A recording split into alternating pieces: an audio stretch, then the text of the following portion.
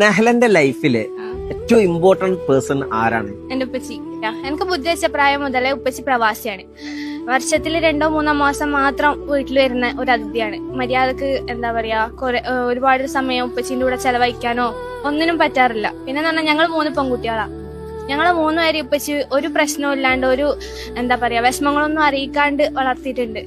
ഉപ്പച്ചി എത്രത്തോളം കഷ്ടപ്പെടുന്നുണ്ടെന്ന് ഞങ്ങൾക്ക് നല്ലപോലെ അറിയാം. ഞങ്ങളെ ശരിക്കും നോക്കിയെന്നല്ലാണ്ട് ഉപ്പച്ചി അതല്ലാണ്ട് വേറെ സമ്പാദ്യങ്ങളൊന്നും ഉണ്ടാക്കി വെച്ചിട്ടില്ല.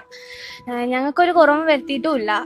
അപ്പോ ഉപ്പച്ചീനെ നല്ലപോലെ സപ്പോർട്ട് ചെയ്യണമെന്ന് എനിക്ക് നല്ല ആഗ്രഹമുണ്ട്. അപ്പൊ എന്റെ ഒരു ആഗ്രഹം എന്ന് പറഞ്ഞാൽ പഠിച്ചൊരു ജോലി ആക്കിയിട്ട് ഉപ്പച്ചി ഗൾഫിലൊന്നും പോവാണ്ട് ഉപ്പച്ചീനെ വീട്ടിൽ തന്നെ ഇരുത്തുക. ഉമ്മച്ചീന്റെ കൂടെ എപ്പോഴും ഒരു സപ്പോർട്ടായിട്ട് ഉപ്പച്ചി ഉണ്ടാകുക. 3 പെൺകുട്ടികളല്ലാണ്ട് ഉപ്പച്ചീനെയും ഉമ്മച്ചീനെയും നോക്കാൻ വേറെ ആൾക്കാരൊന്നുമില്ല.